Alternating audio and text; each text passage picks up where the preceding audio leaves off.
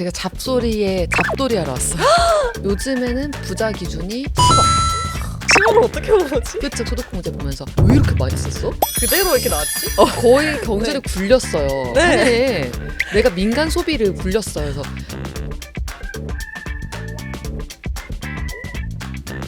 안녕하세요. 듣다 보면 공감되는 우리들의 일 이야기 잡소리 오늘도 시작해보겠습니다. 와! 저희가 이직 커리어 고민들을 많이 나누고 있는데요. 그 고민들 뒤에는 늘 돈이 따라오는 것 같더라고요. 특히나 연말이 되면 연말 정산에 세금을 어떻게 돌려받아야 되나 고민을 하는 경우들이 많은데 이때 도움이 되는 정보를 드리면 좋겠다라는 생각에 저희가 재테크 전문가 분을 모셔봤습니다. 오늘 잡소리는 바로 돈 이야기, 그 중에서도 직장인에게 필요한 돈 이야기를 해보려고 하는데요. 어려운 돈 얘기를 진짜 쉬운 말로 풀어주시는 분이시죠. 2030을 위한 경제 미디어 어피티의 박진영 대표님 모셔봤습니다. 안녕하세요. 안녕하세요. 안녕하세요. 안녕하세요. 반갑습니다. 저는 경제미디어 어피티 대표 박진영이고요. 지금 2018년부터 만 7년째 어피티 운영하면서 2030을 위한 돈 이야기를 전하고 있습니다. 제가 재테크에 정말 관심이 없다가 올해 어피티를 보면서 경각심을 좀 갖기 시작을 했거든요. 네, 그래서 이번 잡소리에도 한번 모시면서 저와 같은 사람들에게 도움이 되는 콘텐츠를 만들면 좋겠다 생각해서 한번 모셔보았습니다. 네, 제가 잡소리에 잡돌이 하러 왔어요. 어떡해! 연말정산 내기로만 2박 3일 할 수 있거든요. 네. 그래도 한 3가지 정도는 꼭 알 수 있게끔 잘 정리해서 말씀드릴게요. 아, 네, 너무 기대가 됩니다. 사회 초년생부터 이직러 30대 시니어까지 직장인들의 돈 고민을 수도 없이 많이 듣고 계시잖아요. 요즘 직장인들의 공통된 돈 고민은 어떤 게 있는지 궁금해요. 요즘이 그 2020년도 코로나 팬데믹 이후에 막 상승장이 있었잖아요. 그때 뽀모를 많이 느꼈었고 뽀모라는 단어도 그때 많이 얘기가 나왔었는데 포모가 뭔지 포모가 몰라요. 이제 영어의 약자인데요. 이제 뭔가 나만 뒤처지는 거 아니야? 나만 안 하는 거 아니야? 네. 나만 투자 안 하고 나만 벼락거지 되는 거 아니야? 네. 그래서 이런 조바심 네. 완전 느끼잖아요. 또 요즘 막 커뮤니티 같은 데 보면은 저축만 하면은 돈이 녹는 이유. 맞아요. 요즘 그게 다시 왔어요. 2차 웨이브.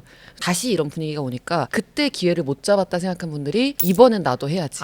그래서 주식이라든지 뭐 ETF 이런 데 관심 많이 갖고 이런 데 관심 많아질수록 다시 사람들이 뽀모를 느끼고 무리해서 투자하거나 이러면서 피해를 입는 분들도 많고 그렇죠. 상대적인 박탈감이라든지 재테크에 지금 눈이 뜨이지 않은 사람들이 불안감을 많이 느끼실 것 같은데요. 네. 요즘에 돈을 모으는 방법은 이전 세대와는 다른 방법으로 많이 확인이 되는 것 같아요. 왜냐하면 지금 월급으로는 집 한 채도 못 사잖아요. 네. 부동산을 해야 된다고는 하는데 집 살 돈이 없는데 어떻게 삽니까? 그쵸. 요즘 세대가 돈 관리하기 힘들어하는 이유를 대표님께서는 어디서 시작된 문제라고 생각하시는지 궁금해요. 세대별로 비교를 해보면 부모님 세대도 어렵긴 어려웠어요. 근데 그렇기 때문에 우리가 안 어렵다라는 게 아니고 비교가 너무 쉬워졌어요. 잠실 오는 길에 막 호갱노노 한번 키면 네. 바로 그냥 벼락거지 느낌 받을 수 있잖아요. 맞아요. 비교가 너무 쉬워졌고 SNS에 이제 다른 친구들 잘 사는 것만 보이고 하다 보니까 그런 조바심을 더 자극하는 게 많아졌다. 또 우리 세대가 생애 주기적인 어떤 이벤트가 많이 전하고 달라졌어요. 예전에는 대학 갔다가 졸업하고 회사 들어가서 정년까지 있고 삶의 이벤트들이 표준화된 게 명확하게 있었고 지금도 그게 유효한 정규 분포를 그리고 있지만 이 정규 분포의 끝자락에 있는 사람들이 점점 두터워지고 있고 눈에 많이 띈다. 네. 삶의 선택지가 너무 다양해져서 맞아요. 뭐가 정답이지? 나 어떻게 내 선택을 합리적으로 잘 해나갈 수 있을까? 네. 이런 것에 대한 고민이 많아진 것 같아요. 이게 선택지가 많아지면서 좋은 점도 있긴 한데 네. 그만큼 실패할 확률도 많아지는 거여가지고 그렇죠. 이제는 이직이 굉장히 활발해졌고 돈 관리도 당연히 달라지는 부분들이 있겠죠. 이직할 때 보통은 연봉을 높여서 가잖아요. 네. 그러다 보니까 저축률이라든지 뭐 저축 투자를 어떻게 배분할 것인지 이런 것도 다시 좀 계산을 해야 되는데 보통은 오른 만큼 더 쓰죠. 벌써 저 살짝 힘들어요. 잘 들으셔야 돼요. 네. 물론 우리 원치드가 네네네. 끝까지 함께하고 싶은 네. 회사겠지만서도 네네. 모르는 거잖아요. 네. 연봉이 오를 때가 제일 위험하거든요. 네. 그때 소비가 확 늘고 새로 재직한 이 회사에 사람들에게 맞춰져 가거든요. 금융권으로 이직을 하잖아요. 네. 갑자기 소비 성향이 높아져요. 주변에서 입는 것대로 입고 먹자는 대로 먹기만 해도 그게 소비가 커져요. 맞아요. 저희 회사가 잠실 롯데타워 있잖아요. 그러니까요. 여기서 밥 한 번 점심 챙겨 먹기 힘듭니다. 그렇죠. 네. 들었어요. 이 주변의 물가에 맞춰지기 때문에 그래서 그런 환경적인 변화에 많이 노출이 된다라는 게 가장 큰 문제다라고 이제 볼 수 있죠. 직장인의 커리어 주기에 맞춰서 언제 무엇을 어떻게 시작하면 좋을지 그 단계를 저희가 한번 말해보면 좋을 것 같은데요. 맞아요. 일단 커리어 주기를 어떻게 나눠보면 좋을까요? 일단 크게 세 가지 정도인데요. 경제생활 시작. 네. 처음으로 내가 근로소득자로서 직장인으로서 돈을 벌기 시작하는 그 시기. 네. 사회초년생. 보통 3년 주기로 이직을 한다라고 말씀 주셨는데 주변 친구들도 그렇고 다 이직을 좀 많이 해요. 네. 그래서 이직을 통해서 몸값을 좀 올리는 시기. 두 번째 단계가 있고 네. 세 번째 단계가 이제 목돈이 모이기 시작하는 어느 정도 수입 연봉 측면에서도 약간 궤도에 올랐어. 네. 빠르면 30대 후반이고요. 40대 때는 그래도 생애주기 전체에서 좀 소득이 높을 오. 때거든요. 이때는 현금 흐름도 많이 들어오고 네. 또 많이 쓰고 목돈도 모여지고 그동안 현금 위주로 모았다면 이제는 부동산 자산으로 전환해가지고 대출 갚고 뭐 이런 시기. 살짝 안심을 했어요. 저는 들으니까 아직 늦은 게 아니구나. 목돈은 30대 후반부터 모을 수도 있구나라는 생각에 좀 안심이. 그때부터 모을 수 있는 건 아니고요. 일단 목돈 정의 잠깐 하고 넘어갈게요. 목돈은 내 연봉만큼의 시드머니를 뜻합니다. 일단 비상금이 내 월급만큼 있어야 되고요. 그리고 적정 비상금은 내 월급의 3배 정도. 250이라 치면 750 정도. 아 그게 제 주머니에 늘 있어야 되는 거예요? 늘 있어야 되고요. 막 뭐 사고 싶은 거 있을 때 비상이다 하고 쓰는 게 아니라 네. 소득이 끊겼을 때를 위한 아. 거. 네. 그리고 연봉만큼의 목돈이 시드. 네. 그 다음부터는 이제 투자 포트폴리오 만들어서 불려가는 시기. 이런 식의 어떤 네. 플랜들이 좀 쭉 있어요. 네, 그러면 사회 초년생 시기부터 좀 점검해보면 좋을 것 같은데요. 돈을 처음 벌기 시작하는 단계니까 돈이 많지는 않잖아요. 이때 시작하면 좋은 재테크 순서가 있을까요? 일단은 투자 같은 거는 처음부터 해야 돼요. 나는 지금 저축만 하고 나중에 투자할 거야. 오. 이게 가장 위험하거든요. 생기지 않아요. 대단한 아, 게. 네. 우리 알잖아요. 20대 네. 중반 때부터 이제 일을 했다면 30대 초반 언니라고 하면 진짜 막 왕언니. 네. 돈 진짜 잘 쓸 것 같고 오. 많이 모았을 것 같았잖아요. 돈 없어요. 없어요. 똑같아요. 달라지지 않기 때문에 네. 지금이 제일 빠른 때다 생각하고 아. 투자도 처음부터 네. 시작을 하셔야 되고 근데 순서를 그래도 말씀드리자면은 월급 벌기 시작했을 때는 통장 쪼개기 해서 월급 통장에 들어온 돈이 그냥 입출금 월급 통장에 그냥 있는 게 아니라 얘가 들어오자마자 월급일 기준 한 3일 이내에 적금, 내 투자용 계좌, 증권사 CMA 이쪽으로 월급의 그 절반은 가게 해야 돼요. 이게 진짜 중요해요. 선저축 후 네. 지출이라고 먼저 저축 및 투자로 돈이 도망가게 하고 남은 돈을 쓰게끔 해야 되거든요. 네. 이런 식으로 통장을 목적에 맞게 쪼개서 네. 글로 보내는 걸 하셔야 되는 게 있고요. 1순위의 목표가 비상금 확보가 되는 거고 비상금 마련되면 비상금 통장에 따로 넣어놓고 여기까지가 네. 2단계. 네, 네. 그다음에 투자는 투자용 계좌로 돈을 넣어놨으니까 조금씩 그냥 매수를 해보는 연습들. ETF나 뭐 네. 내가 알만한 기업들 주식, 내 업종, 내가 재직하고 있는 업종의 대표 주식은 사라고 보통 말씀드리거든요. 그래야 투자 공부가 되기 때문에 네. 그런 식으로 투자는 병행을 하고 비상금 마련, 시드머니 마련 이런 식으로 목표를 잡아가시면 돼요. 습관은 무서운 거기 때문에 갑자기 200만 원, 250만 원 들어온다고 신나서 막 쓰는 게 아니라 저는 그랬었거든요. 저도 그랬어요. 고치기 되게 힘들어요. 네. 사실 고친 사람들은 보통 어떤 사고를 겪고 고쳐요. 안 맞아요. 겪는 게 낫잖아요. 네네, 그쵸. 사고가 당하기 전에. 그렇죠. 네. 그래서 그런 사고 당하기 전에 습관 형성을 사회초년생 때 꼭 하셔야 되고 맞아요. 그 핵심 키가 선저축, 후지출, 통장 쪼개기다. 음. 좀 더 정리해 보면은 월급 받으면 50%뚝 잘라가지고 일단 보내버리고요. 네. 50%는 적금, 네. 50%는 증권사 계좌로 보내놓고 여기서 네. 매수를 하는 거죠. 말씀해주신 순서를 좀 기억하고 내가 재테크하는 방법, 습관을 좀 들이는 게 좋을 것 같다는 생각이 들었어요. 그렇죠. 사회초년생뿐만 아니라 연세가 있는 분들 중에서도 통장 하나로 쓰는 분들도 많으실 것 같은데 이런 분들은 또 어떻게 하면 좋을까요? 이런 분들 있어요. 월급 통장에 돈 남아 있는 게 저축인 줄 아는 분들. 네. 약간 소리가 난 것 같은데 네. 나를 믿지 말 것. 저축이랑 투자로 돈이 그냥 빨리 도망가게끔 할 것. 맞아. 저는 사실 체크카드 쓰거든요. 그리고 체크카드가 맞다고 생각해요. 아 근데 이런 것도 있잖아요. 그 연말 정산할 때 신용카드 50% 체크카드 현금성 뭐 몇십 퍼센트 이렇게 해서 뭐 세금을 전환해 준다 뭐 이런 얘기가 있는데 그거 완전 그게 이름이 연말정산에 소득공제, 세액공제가 네, 있는데 네. 신용카드 등 사용금액에 대한 소득공제예요. 아. 그래서 소득공제는 번역하면 덜어낸다는 뜻이고 네. 소득을 덜어내면 세금이 줄어들기 때문에 소득공제를 받으려고 하는 건데 이름에 등이 들어가 있잖아요. 신용카드 오. 등. 네. 그러니까 신용카드, 현금영수증, 체크카드 이런 그 결제 수단에 따라서 공제율이 차이가 나는데 신용카드가 제일 작아요. 그러니까 신용카드가 제일 약해요. 그럼 쓰나 안 쓰나 네. 내 공제에 그렇게 큰 영향을 미치지 않는다. 심지어 2배 차이가 나고. 이번에 한번 이걸 보시는 분들이 신용카드 사용에 대해서 살짝 점검해 보시면 어떨까. 맞아요. 네. 이게 뼈 맞는 실전 팁이 많아서 중리어분들의 재테크 습관도 한번 보면 좋을 것 같은데요. 한 6년 차까지 이직을 많이 다니면서 다양한 산업군도 경험해보고 실무 능력을 피크를 찍는 시기이기도 하잖아요. 네. 이때 꼭 해놔야 하는 재테크가 있다면 어떤 게 있을까요? 전 이때가 가장 방심하기 좋다고 생각하거든요. 한번 방심하기 점프할 수 있는 시기라고 생각이 돼서. 약간 이때는 뇌의 힘을 그때 나는 해이해질 수 있다는 걸 미리 이제 알고 네. 가셔야 되고, 어쨌든 알고 내가 상황에 뛰어드는 거하고 아닌 거하고는 다르잖아요. 네.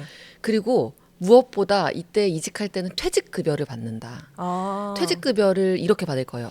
이제 인사팀이나 총무 이런 데서 IRP 계좌 만들어 오세요. 네. 그쪽으로 퇴직급여 넣어드리겠습니다라고 하는데, 예전엔 그냥 퇴직금이라고 맞아요. 해서 그냥 계좌로 좀 보내줬어요. 써줬잖아요. 근데 네. 그거를 정부 입장에서 우리 직장인들이 이 퇴직금을 가지고 노후까지 잘 끌고 갔으면 좋겠는데, 자꾸 퇴직금 가지고 뭐 투자하고 사업하고 맞아요. 집 사고 너무 네. 목돈 일시에 오니까, 그래서 제발 그렇게 안 했으면 좋겠다는 마음으로 연금 제도로 바꾸고, 퇴직급여를 개인형 퇴직연금 계좌 네. IRP 여길 통해서만 받게 돼 있어요.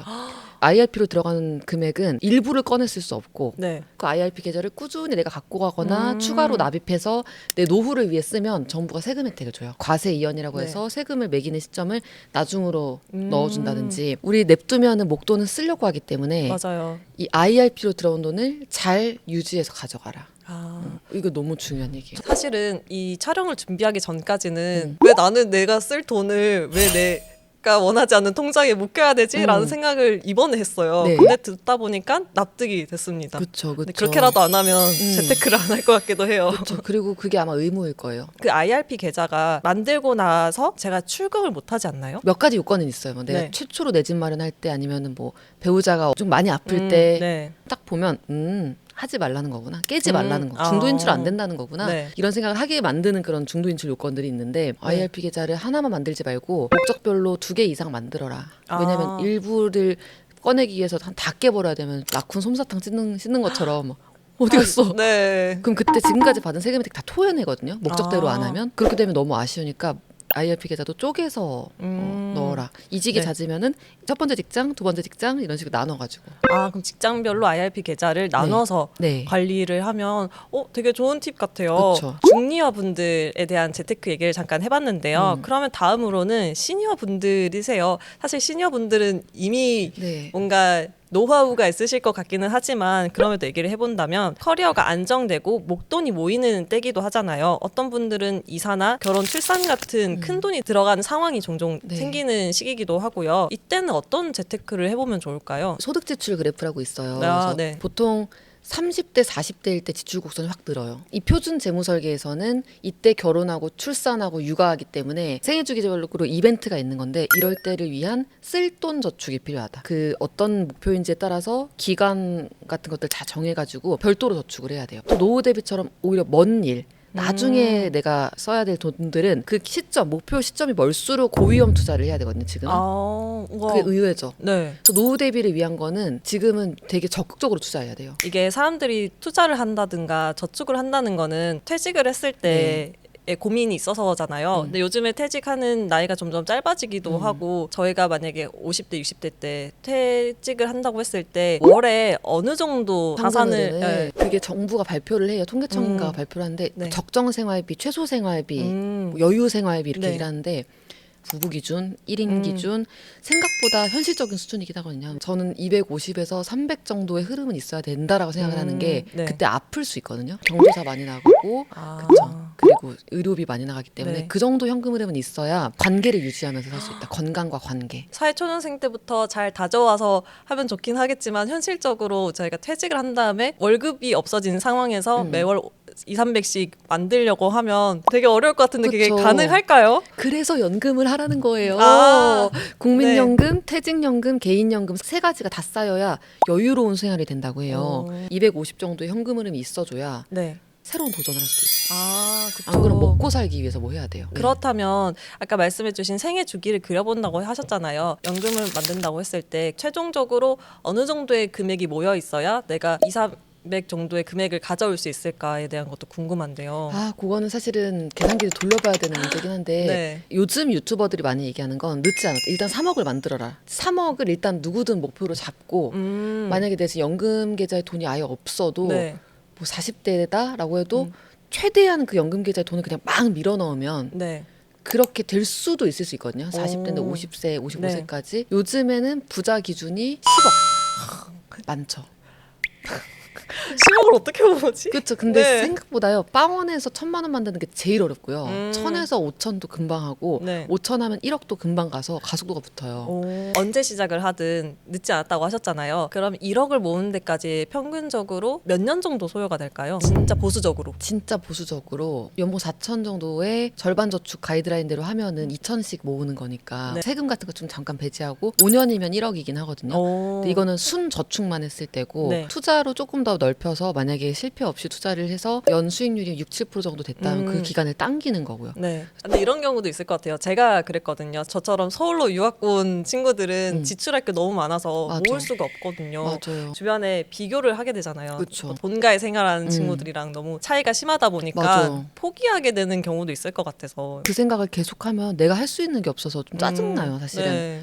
그리고 이게 그냥 월세, 뭐 전세자금 대출 이자 이것만 나가는 게 아니라 공과금 당연히 이런 것도 포함해가지고 되게 부수적인 비용들이 네. 많이 나가잖아요. 월급 100 정도는 사실 없이 가는 거다고 보면 되는데 그러니까 어쩔 수 없는 거기 때문에 화가 나기도 하고 재테크 할 때 그래도 마음 안 상하는 것도 중요하거든요. 마음 팍 상하면 그냥 안 해. 그쵸. 아니 이렇게 살면 너무 내가 인간답지 못하게 살고 있는 그쵸. 것 같다. 근데 그렇게 돈하고 싸우면 안 되거든요. 돈이 그 냉정한 친구의 완전 T예요. 그래서 내가 같이 마음 상했어 이러면은 알겠어 하고 떠나가거든요. 네. 그래서 돈하고 마음을 상하지 않으려면 떼고 난 금액이 내 월급이라 생각하고 돈 관리 계획을 짜야 돼요. 어떤 고정 월세라든지 이런 게 좀 있는 일찍부터 상경하셔가지고 비용이 많이 나가는 분들은 그 금액 덜어낸 거에서 좀 시작을 해야 마음이 안 상할 수 있다. 네. 지금 잘 모아놔야 내가 일이 없을 때 내가 새로운 도전을 해볼 수 있는 기회가 생기기 때문에 맞아요. 그 기회를 생각하고 지금 돈을 모으기 시작한다고 하면은 지금부터도 행복할 수 있는 거고. 왜냐면 미래 그쵸. 생각하면 난 행복하게 살 응. 사람이니까 그때 그쵸. 위해서 난 행복하게 돈을 버는 거야 라고 생각을 하면 되게 좋은 방법이라고 생각이 들어요. 그리고 막막하지가 않잖아요. 약간 네. 끝이 그래도 그려져야 사람이 덜 불안한데 월 250으로 또 300 정도로 행복하게 사는 내 모습은 결정이 돼 있으니까 네. 과정이 불안하지 않죠. 맞아요. 2027년의 연말 정산을 위해서 2026년에 하면 좋을 수단 같은 것들을 한번 가볍게 정리하면 좋지 않을까 싶어요. 연말정산할 때 제일 충격 먹는 게 신용카드 등 사용금액 소득공제 보면서 왜 이렇게 많이 썼어? 그니까요. 미친놈 아니야? 연봉이 있잖아요. 네. 연봉에 상응 저 알아요. 저도 어? 그랬었어요. 그대로 이렇게 나왔지?